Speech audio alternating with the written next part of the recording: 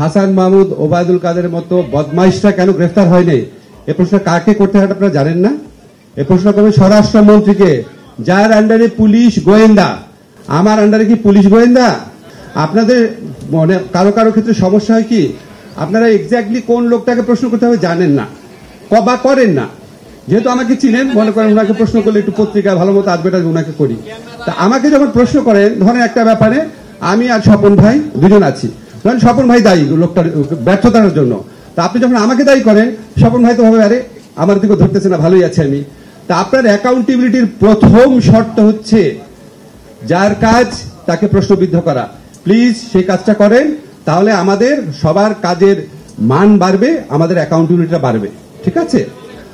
তো আমাদের হয় কি, আমাদের একটা কমিউনিকেশন গ্যাপ রয়ে যায়। আর আপনাদের কাছে সবার কাছে আমার বিনীত অনুরোধ, ঠিক আছে, ধরেন বেগুনের দাম বাড়লো কেন, এটা যদি আমাকে জিজ্ঞেস করেন তাহলে বেগুনের দাম বাড়ানোর দায়িত্ব যে মন্ত্রণালয়ের, উনি ভাবে আরে আমার থেকে জিজ্ঞেস করে না। আমার কাজে আমাকে জিজ্ঞেস করে শেষ করে ফেলেন, অসুবিধা নাই, বাট প্লিজ প্রথমে জানার চেষ্টা করেন একটু আইন মন্ত্রণালয়ের দায়িত্ব কি, তারপর আমাকে যা ইচ্ছা প্রশ্ন করেন, কোনো অসুবিধা নেই। এখন আপনি যদি বলেন সরকারের একজন হিসাবে ঠিক আছে, এটা আমাদের কালেকটিভ ব্যর্থতা। আর গায়েবী মামলা ব্যাপারে প্রশ্ন করেছেন যে গায়েবী মামলা উইথড্র করার জন্য পিপি অফিস লাগে। চার্জশিটের আগে মামলা উইথড্রয়ের ব্যাপারটা হচ্ছে স্বরাষ্ট্র মন্ত্রণালয়ের ব্যাপার। প্লিজ একটু শুনে রাখেন ভালো করে। চার্জশিট হয়ে যাওয়ার পরে আইন উপদেষ্টার ব্যাপার। তাও আমার ইচ্ছায় সব হবে না, কারণ আপনারা নিশ্চয়ই চান না আমি সব বিচারককে নির্দেশ দেই। আমার করতে হবে পিপি অফিসের মাধ্যমে। আমাদের এখানে শেখ হাসিনার সাথে সাথে সমস্ত পিপি পালায় গেছিল কিনা বলেন? এখন পিপিদেরকে নিয়োগ না দিয়ে আমি কিভাবে কাজ করব?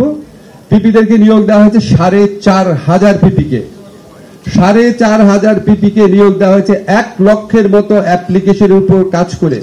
আমার মন্ত্রণালয়ের লোকেরা রাত 9টা-10টা পর্যন্ত কাজ করেছে।